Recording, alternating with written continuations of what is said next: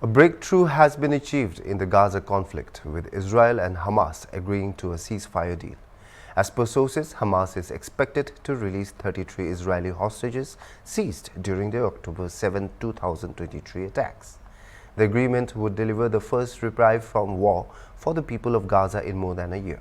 50 activists rallied on the streets of New York in sub-zero conditions in response to the Gaza ceasefire deal.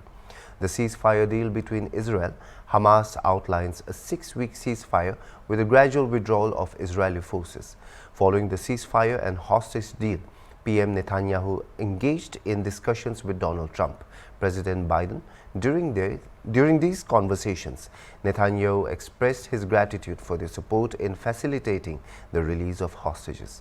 Dozens of hostages taken by Hamas would be freed in exchange for hundreds of Palestinian prisoners detained in Israel. Israel delayed approval of the ceasefire deal, but the United States expects the agreement to go into effect on January 19. Gaza's population is facing hunger, sickness and cold due to displacement caused by the conflict. Ending the disruption caused by Yemen's Iran-aligned Houthi movement could positively impact global trade. Humanitarian aid is critical for the people of Gaza, who have suffered extensively during the conflict. This is obviously an incredible moment. It feels like a victory for the Palestinian people, and of course, most importantly, the people of Gaza.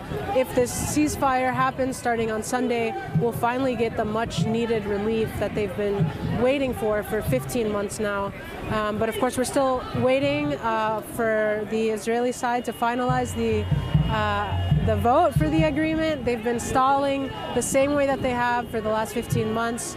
And in the process, there's now been over 80 people in Gaza who've been murdered by bombardment just in the last day since the announcement. So we continue to keep our eyes on Gaza. It's still very sad, a very sad movement after 15 months of genocide, a genocide which is unimaginable, the first time in the history of the world, a genocide which is documented live on TV and social media. It's unbelievable, and now when the Gaza people will go back to their homes, I'm scared with what they will find there. They will find the relatives dead and destruction all over. No one wants dead children, but I think they have to give the hostages back. That's like the number one thing. So Bibi and his group, his government, they have a really difficult position. And I know there's this mandate, President Trump said by Monday, if it's not over with, there's going to be all hell will break loose.